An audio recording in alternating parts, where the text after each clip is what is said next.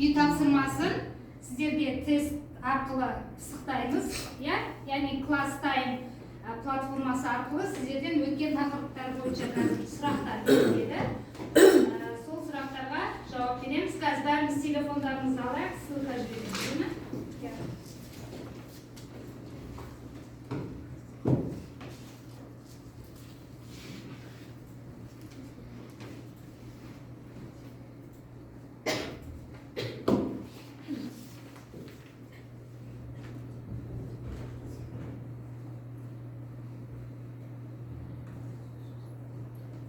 Ержан сүйріне пістеме.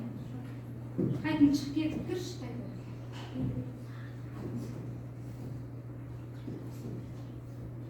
Мерей. Тездетеміз. Еркежан. Тамерлан. Ернар. Так, бізде Адия 5 сұрақтың 4-еуіне, Динара 5 сұрақтың 5-еуіне, Қапанай 5 сұрақтың 3-еуіне, яғни әркім өзінің жауабын көріп отыр, Сұрақтар қиын ба? Қиын емес, өткен тақырыптар бойынша өзі бізге стандартты түрде есептеп шығарып береді. Келесі, бізде мәтінді біріктіретін операторлар амперсанд оператор. Бұл екі ұяшықтағы мәтіндерді бір-біріне желімдейді. Амперсанд дегенді ұмытпаймыз, желімдейді. Қараңыздар, сіздерге мысал, мұнда біз жазуымыз керек. Қандай сөз? Компьютер сөзін жазамыз. С ұяшығына не жазамыз?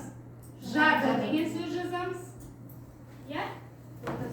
Кеттік. Енді формула жолына біз не жазуымыз керек? Бізге мұнда нәтижесі шығу керек. А3 деген не ол? А3 қайдан шықты? Таблицаның адресі.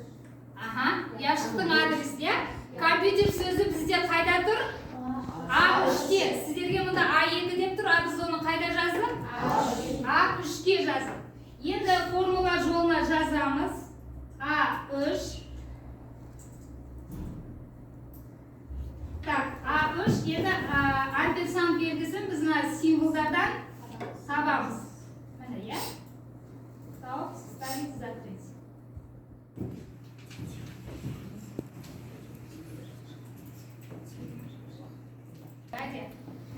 Оның арқасында біз барлық есептердің жауабын оңай тәсілмен жасап аламыз. Так, сіздерде сұрақ.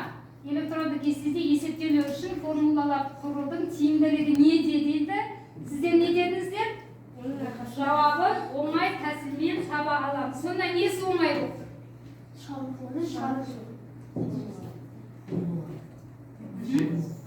Оны біз мәнін өзгертсек те, нәтиже бізге автоматты түрде программа өзі есептеп алдағы қалған балалар, оқушылар табу керек. Бүгінгі сабаққа қатысты термин сөздер. Дауысымызды шығармай, тек қана айтамыз.